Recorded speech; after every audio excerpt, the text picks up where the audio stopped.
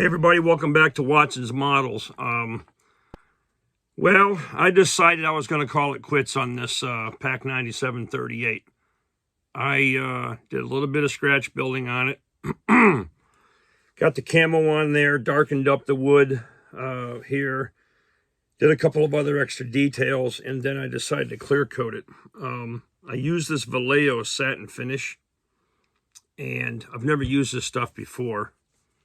But if you don't add thinner to this, it gums up your airbrush pretty quick. I got about halfway through this model before it started spitting and sputtering. It just like instantly clogged. And then I took it over to clean the airbrush out, and I used the Tamiya airbrush cleaner. It's pretty harsh stuff, the thinner or whatever it is, and it like gummed it up some more. So I'm like, oh my God. So I had to stop and, tear everything apart and clean it. And then I had another airbrush come in today. It's a cheap one off of Amazon. It worked perfectly.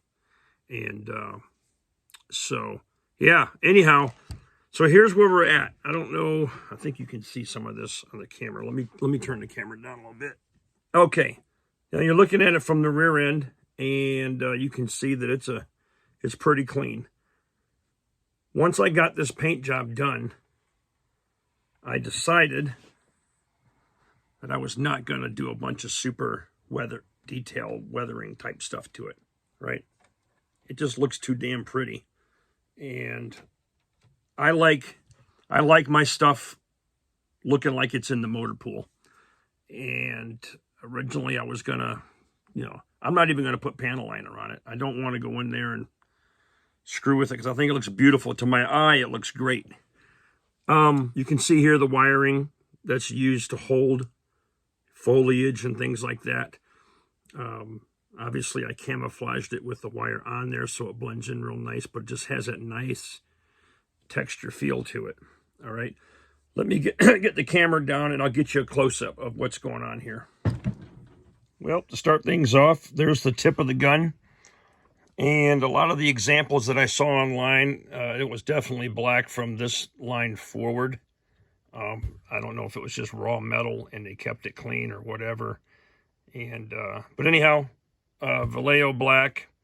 And of course you can see the nice sheen on here it's a semi-gloss clear coat. So I did camouflage underneath, and you'll notice also that there is a reflector on there. So when this thing is up, it's in the trailering position. And so there is a reflector there, and of course you can see the other mount for the shovel. The problem with the kit is that when you get this mounted, it's just right, and it doesn't click and lock in. So, but that's okay. It's going to be displayed like this. Here's the wiring for the camouflage.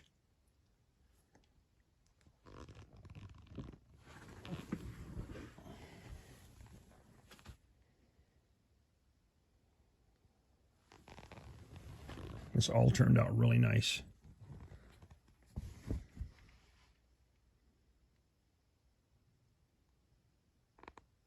There's the chain that I added.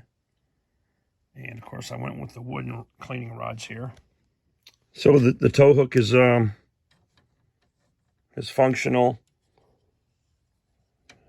So are the handles. Okay, the legs do spread apart. The thing I'm really happy about is the scope. The scope turned out really nice. Check that out. There's like a little lens in there. And if you come around this side, you can see the lens in there from this direction. So these do slide up and down to close it. The gun does slide back a little bit to replicate recoil. But I learned real quick that you end up scratching part of the barrel up here, so I'm just going to leave it in the forward position.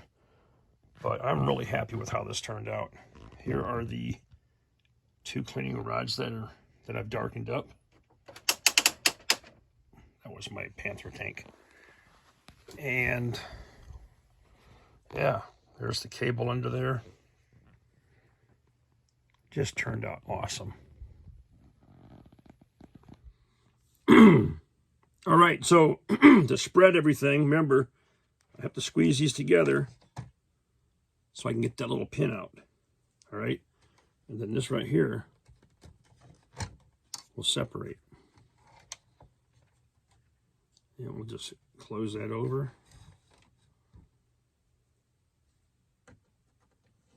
Drop my pin back in there. And she's ready for action. Of course, these would be locked in the back position so the guys can, you know, move this thing wherever it needs to be moved. So let's get the camera back and I'll pan on it this way.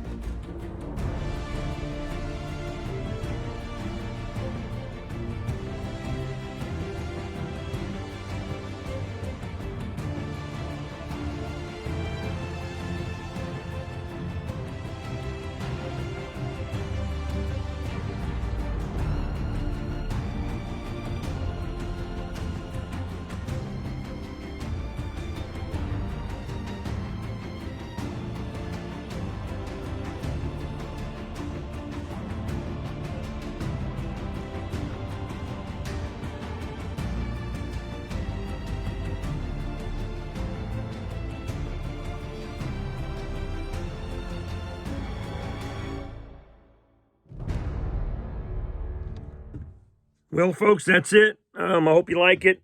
I'm happy with it. And it's a good 10-footer, you know. So I'm glad I did what I did to it. I just don't want to overdo it, you know. And I even thought about maybe doing some chips. I'm like, nah, let's pretend she's in a museum right now, looking her best, on display for all the world to see. So that's where we're going to leave it. Since I'm in the anti-tank, anti-aircraft mood, I have two other 1/6 scale kits I haven't built yet. One of them's the M3. I think it's M3. Yeah, M3 37 millimeter anti-tank U.S.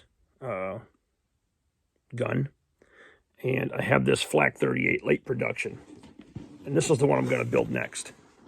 So, stay tuned. And, you know, this will be fun. It should go together quick.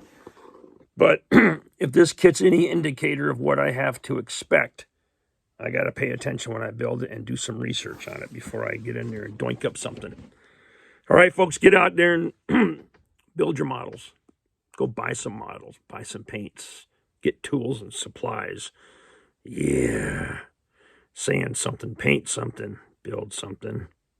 Get off your butts. Let's do it. Come on. Thanks for watching. Please like and subscribe. The channel actually is not doing too bad. We're at like 1,800, I think, now, subscribers. So those of you that have started with me in the beginning and still sticking with me, thank you so much. I appreciate it. But I'm having a good time. Yeah, this is how I express my art. This is my alone time. This is my detox time. I feel no pain when I'm down here working. And that's the whole goal. All right? Get out. Hey, also, I noticed someone out there's getting their grandkid involved. That's cool stuff. So, wish my grandkids lived closer. I'd have them building stuff too. All right, I'm out of here. Sayonara.